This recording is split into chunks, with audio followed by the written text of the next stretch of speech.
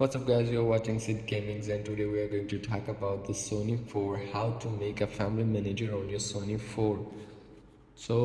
And there is a setting, go to the settings and parental control family management, go to the family management, please wait, and here you have setup sign up now. You just sign up your PSN account.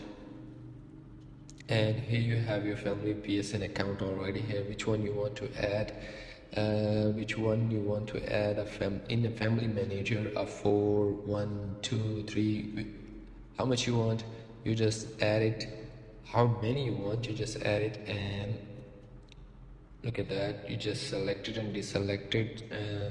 Enter a sign-in ID, user, create a user. Then if you want to create a new user, you can do it. And that's how that simply you can make a family management on your Sony 4 on your PlayStation 4.